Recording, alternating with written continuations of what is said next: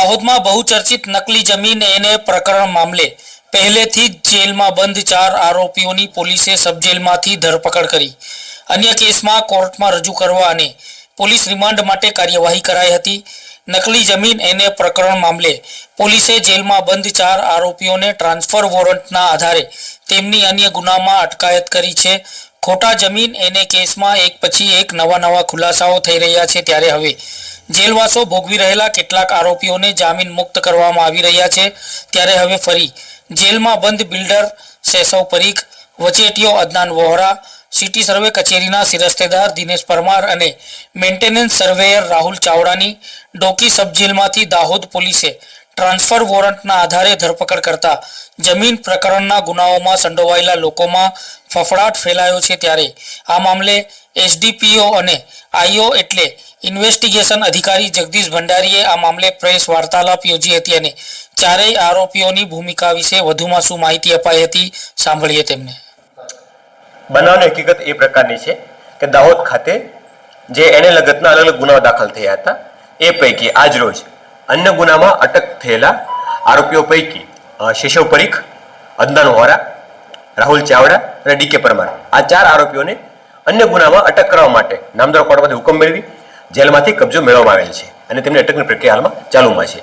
આ તમામ આરોપીઓ છે એ અલગ અલગ ગુનાઓમાં અગાઉ અટક થઈ ચૂકેલા હતા અને હાલમાં જ્યુડિશિયલ કસ્ટડીમાં હતા, પરંતુ તપાસ દરમિયાન જે અન્ય ગુનો દાખલ થયો છે એમાં પણ નામ ખુલી આવતા તેમને એ ગુનાના કામ પર અટક કરવા માટે હાલમાં કસ્ટડી સંભાળેલી છે।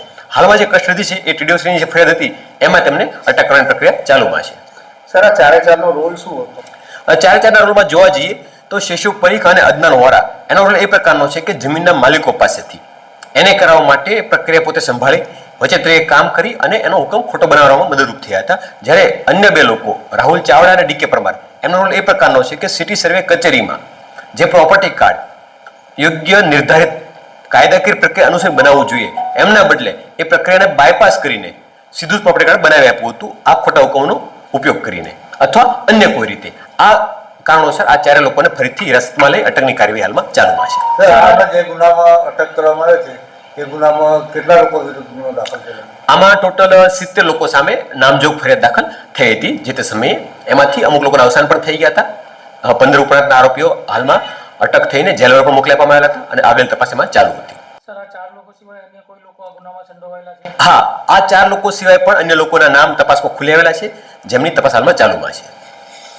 તાલુકા પંચાયતના હુકમોમાં પોલીસ તપાસ દરમિયાન 3 સર્વે નંબરો ડ્રોપ કરવામાં આવ્યા છે એટલે કે 3 સર્વે નંબરોમાં કોઈ પણ જમીનને એને કરવા થતી કાયદાકીય પ્રોસેસ ફોલો કરવામાં આવી હતી।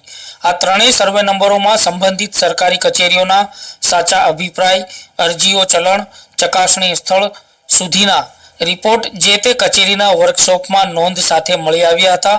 હુકમોમાં પણ અધિકારીઓની સહી મળી આવી હતી, પરંતુ 3 સર્વે નંબરને ક્લીન ચીટ નિયમ પ્રમાણે પોલીસ આપી શકતી નથી એટલે આખરી નિર્ણય લેવા માટે 3 સર્વે નંબરોમાં પોલીસ તપાસનો અહેવાલ અને દસ્તાવેજી પુરાવાઓ મહેસૂલ વિભાગને મોકલી દેવામાં આવ્યા છે।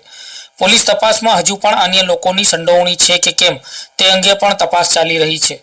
જ્યારે હવે જેલવાસો ભોગવી રહેલા આરોપીઓ જામીન ઉપર જેલ મુક્ત થઈ રહ્યા છે ત્યારે અન્ય ગુનાઓમાં ભેદ ખુલવા લાગતા તેમની જામીન પહેલાથી જ ફરીથી અન્ય ગુનાઓમાં જેલમાં રહેલા આરોપીઓની ધરપકડ કરાતા આ પ્રકારના ગુનાઓમાં સંડોવાયેલા લોકોમાં એક પ્રકારે ફફડાટ ફેલાયો છે।